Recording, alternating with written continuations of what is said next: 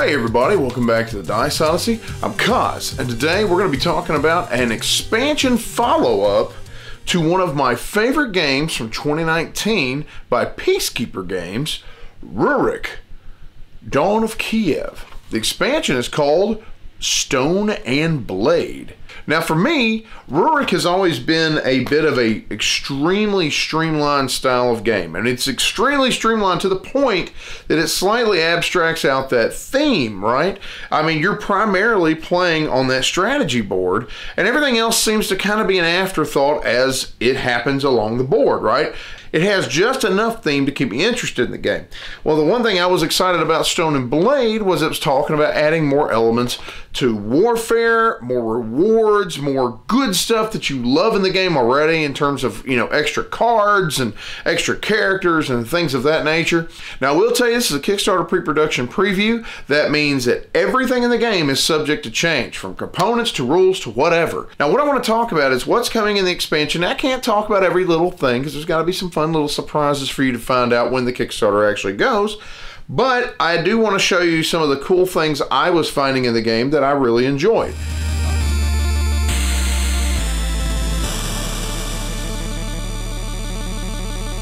Number one, you have more characters in the expansion. I'm going to talk about just a couple of them. You have Gleb here. Gleb, once per round, after attacking in his region with no casualty, gain 2 movement points to use with any of your troops located in his region. Also, you have Theophana. I probably could be butchering that name, but oh well. Once per round, after you finish spending tax points on your turn, if you taxed in her region, you may move her to an adjacent region or gain 1 coin from the supply. That's a pretty cool power to have. So I like the fact I'm getting more characters in the expansion. Also, there are some more structures that you can add into your own personal supply of buildings that are now added to the game for each player. One is going to be your stable. When built, you gain 3 movement points to use with troops from that region. The other one is the tavern. When built, you gain X amount of coins, and that's however many structures are in the region that you build it in.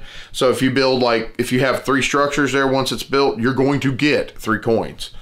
And on top of that, you also may play top card from the scheme discard pile. I will say that I was able to use that tavern to great effect in one of the last games we played. But you're not only getting your own personal structures now that adds to your pool, you're also going to be getting epic structures. Now this part I thought was pretty cool because it's almost like a general pool of structures that you can, or anyone else can actually try to build, and they can give you points and sometimes ongoing abilities. For example, the siege tower. You build this on the border of a region. Troops in one region may attack in the other region. Or cathedral. At game end, if you rule that region, you get an extra victory point token. Town wall. All players reveal +1 scheme when they attack an opponent. Ooh, that's beast. Catacombs. No more structures may be built in that region. That's kind of a trollish structure to build. The Vetch. I think I'm saying that right. After moving here, you may place a troop from supply on card to draw a scheme card. The Capital Port. You may trade 1 good for any other good after taxing a region. And there's other ones that are included as well. I just like the idea of having something new to do in the game. Now, another thing that you're going to get is a dungeon mat. Now, I was like, ooh, so what you're saying is I can actually chain people up. I get to destroy my enemies by making them sit in dank, dark dungeons. No, what you're doing is you're capturing them and throwing them into jail, and they get out, you know, at the claim phase. And you get victory points depending on what you do. Like you put 2 troops in there, whether, you know, like it's a rebel or a troop itself, you'll get your points for releasing them, right? Same thing goes for a leader. You capture a leader, you get 2 points for releasing them. I thought that was kind of cool. It's an extra way to gain more victory points. I like the fact that it's just, there's another way to gain victory points, and it's a fun way. And how you do it is basically when you are trying to capture the troop, you have to flip over the scheme cards to see what casualties you take. And if you take no casualty, you're able to capture a specific troop. I thought that was kind of an interesting take on that. So that was one of my favorite parts of the game. I'm just being honest. That was one of the top things I loved.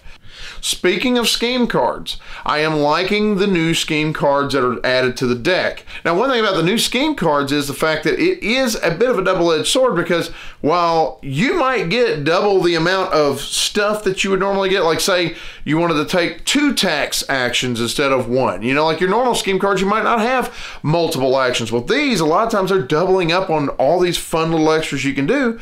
But then at the same time, you might take a double casualty too. I love the fact that it adds more variety to the scheme cards. Another new addition is the trade boon tokens. You put these at the bottom of your boat line, wherever you have the wood, the fish, and the honeycomb. And once you've filled any of those lines up, you're able to take that trade boon token.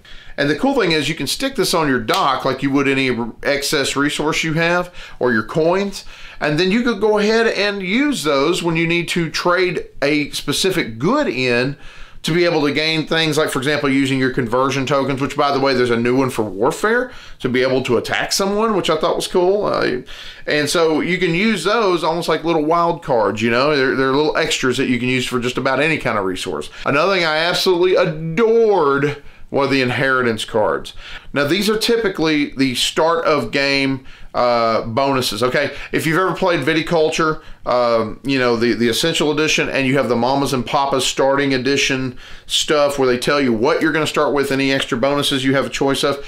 These are kind of the same idea. They give you starting bonuses, and then you can choose whether or not you want to take the bonuses or take coins. You can turn the inheritance cards in instead. So I like that. It gives you choices on what you want to do, and also starting locations and things of that nature. But also they double up to when you actually use the Rebel faction mats that come now, because now you have that module. And that's another thing about this game, is that all these things I'm telling you about, a lot of them have to do with modules. You got the warfare module, you got the Rebel faction module, and you got the epic structures module. And you can choose to put those things in the game and interchange them however you want. You can play with all of them, or you can play with whatever you like. But the Rebel factions module is kind of an interesting thing, because now it's giving the rebels a little bit of a personality. It allows them to do different things, you know, and you're able to get more benefits from defeating them. And so, for example, just to give you an idea of one, you have pagan unrest. When building a church in a region with any rebels, you may not remove a rebel. Now, the defeat conditions of this rebel faction is you have to have 2 churches on the board and 2 defeated rebels. Whoever gets that done first gets that victory point that's at the top right side of the card. And I found that intriguing. It wasn't necessarily my favorite thing in the game, but one of my friends who also enjoys Rurik said he absolutely loved the idea that it gave the rebels a little bit more personality. And it added a little bit more theme to what was going on. Again, some of this is adding a tiny bit more theme as you go. Another aspect of the game that I personally found very intriguing is the warfare reward tokens.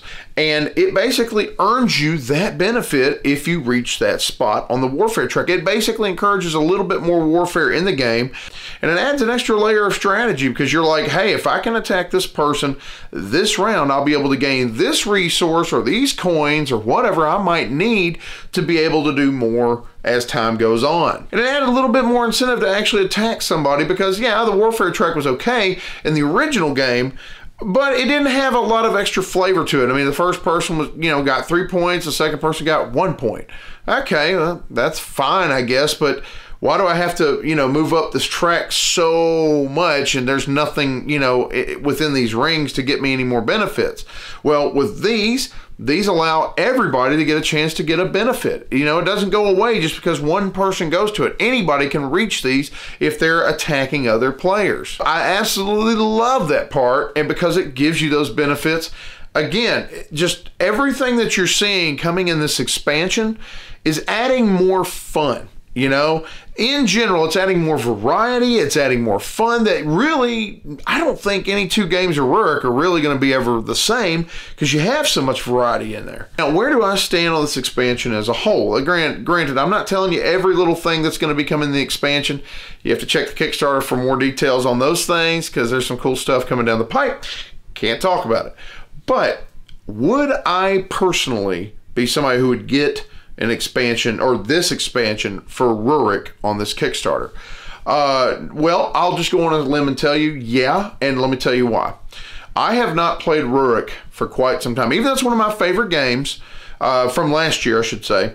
I don't know. I just didn't have a draw to it for a little bit. I had some, of course, I have a lot of other games that come in, and we're playing those. So sometimes other games get, even some of my favorite games, they get put, on the back burner for a little bit, and I get to them when I can. Well, I will tell you that not only was it a great expansion for me personally and for several people at our table, the experience of actually getting back into Rurik and playing like a 4-player game recently reminded me about how much I absolutely enjoy this game. And to be honest with you, even without the expansion, Rurik is beginning to climb up my favorites list of favorite games of all time. Now, I'm not quite sure exactly where it's landed yet, but it's one of those games for me now, and that's starting to make me want to play it more often. You know what I mean? Like when you're done with a game, it's like, I could play another game of this.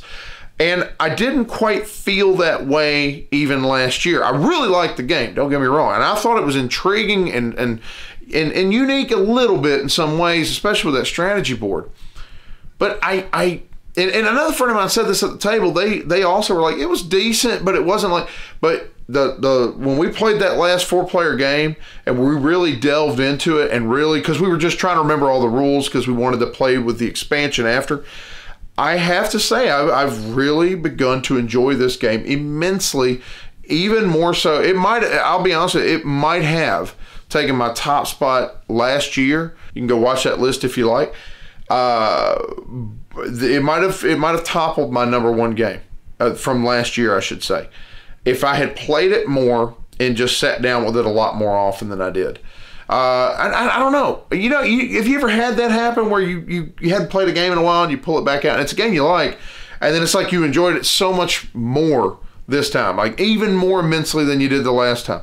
That's how I felt about Rurik. So with the expansion modules coming into it, I'll tell you my favorites, okay? The Warfare expansion, I like the idea of gaining more points by capturing players, and it's not too brutal. You release them at the claim phase, right? You can capture players, and rebels and things like that. I love the fact of having that little dungeon mat, and it's very streamlined, it's clean, it's a very clean system, honestly. And I say this, I like the Rebel faction variant. I didn't love it. I liked it. A friend of mine loved it, okay? So I'm just being honest with you.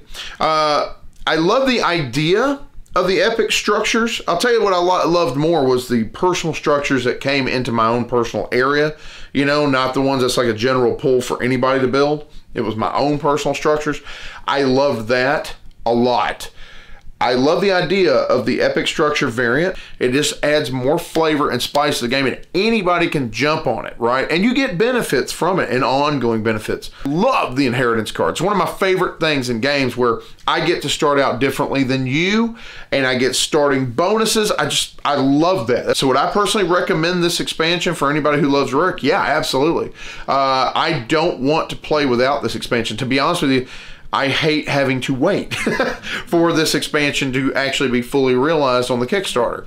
But I am very excited to see this come to fruition. I really hope enough people back this so it will come out.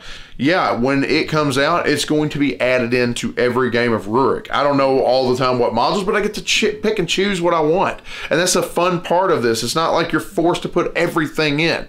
So you get to pick and choose what your favorite variants are, and that's where I think the variety is going to be coming out of it. I honestly think if you're a fan of this game, this is a must-have expansion. Personally speaking, I really think so. Anyway, that's going to be all for me. Keep in mind the Kickstarter is going to be happening very soon. We will have a link down below when it goes live. So please check it out. Please go check out Rurik. It's a great game. It's again, I think it got lost in the shuffle last year, but it has kind of been one of those sleeper hits for me, and it's just rising in the ranks for me as well. So anyway, thank you so much. You have a blessed day, and game away. This video is brought to you by Fallen Dominion Studios. Check out their website at fallendominionstudios.com.